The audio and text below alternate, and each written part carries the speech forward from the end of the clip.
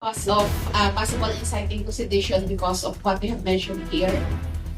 Ako nga, we are not violating anything. Hindi ko sinasabi patanggal si Marcos eh. Just stand up against graft and corruption. That's not inciting. Paski na. Kung gusto nila ang kulong nila ako. I don't mind.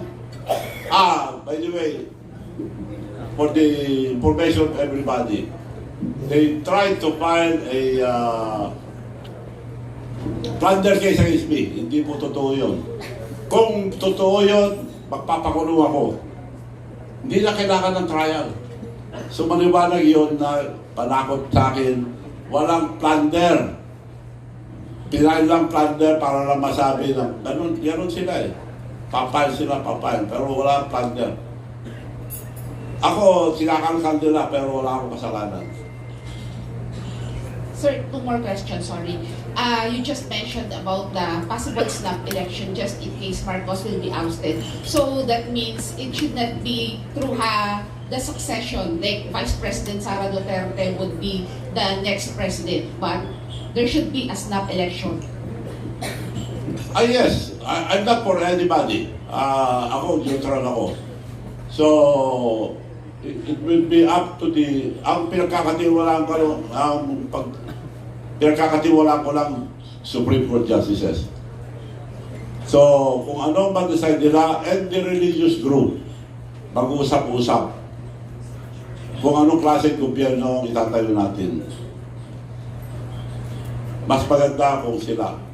Sorry, last question. When you were reading the letter, open letter for General Bronner, you have mentioned the West Philippine Sea.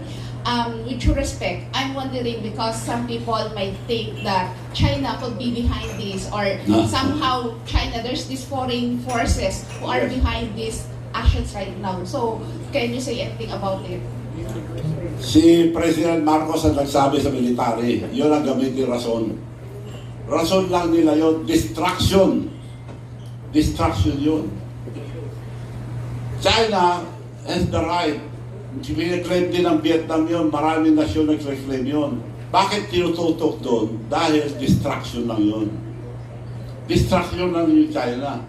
Utos ni Marcos yan na sabihin sa military na yun ang focus tayo doon.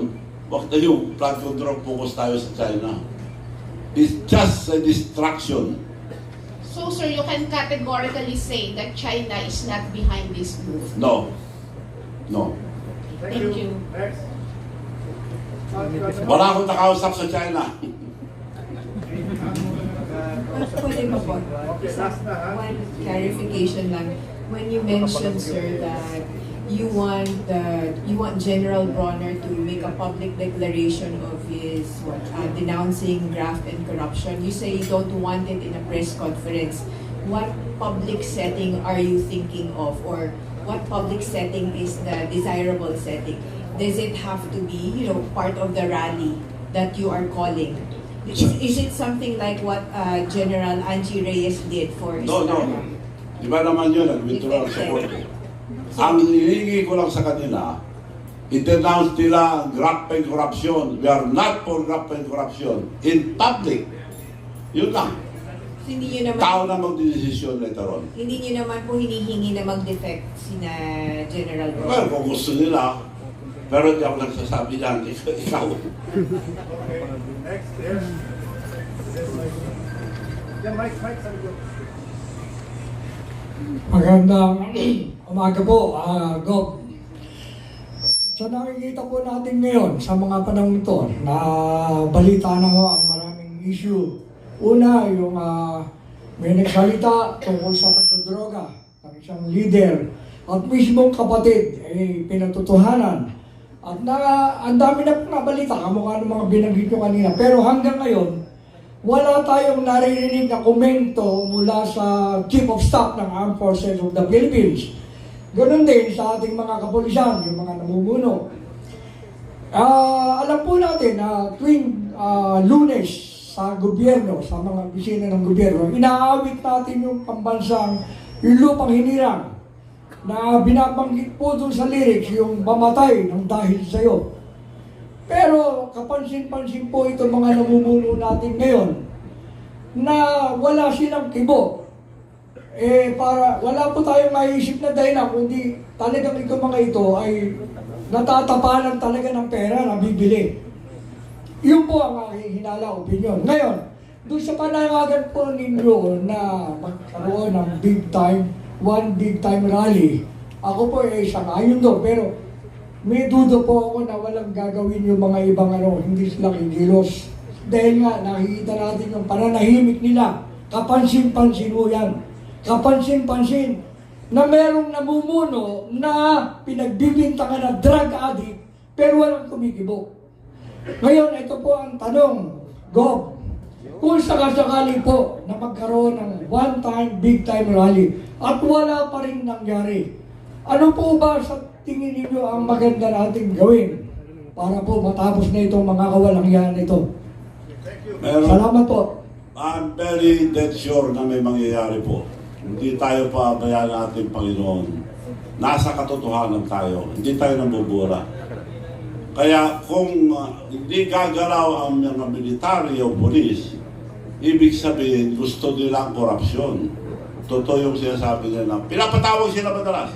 Polis, pati ground commander, tinatawag, at nagbibigay daw ng funding. Bakit nagbibigay ng funding? Para pagtakpan.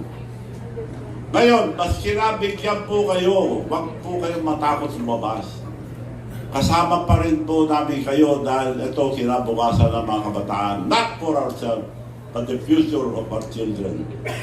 So nakikiusap po ako sa mga general, mga junior officers, na lumabas po kayo, sabihin nyo na ayaw nyo ang rapid corruption. Para sa ating mga anak. Dahil sa ngayon, kung pagpapatuloy nila, hindi na pwede pagpatuloy dahil bound na tayo sa utang. 17 trillion, 2 trillion yearly ang debt payment. Ang foreign investment hindi na hindi na kayang balansin ang ekonomiya natin. So gusto man nila pagtakpan, hindi na handa itong gobyerno ito.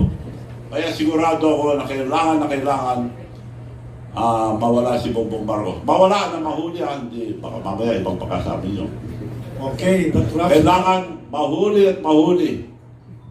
Kung hindi huli ng polis, hindi huli ng military, taong bayan ang uhuli. Governor, ako na magtatanong, Governor, ano ang New Year's resolution mo? Anong New Year's wish mo? What is your New Year's wish? Well, ang wish ko lang, magbago ng ating bansa, magbago ang mga opisyal dahil nabudol tayo. Karapalan ng nakawan. Harap-harapan ng nakawan. Nakarecord. Nakarecord ng nakawan. Harap-harapan. Nasabi ko na lahat kanina. So, ang wish ko lang po, tanggalin itong mga corrupt opisyal. Sana po rin ang law. Para sa kinabukasan ng mga bataan. May kasalanan din ng mga nakaupo kung hindi kayo kung tatahimik kayo. Okay, on that note, so we give the Governor a big hand and Maraming salamat po.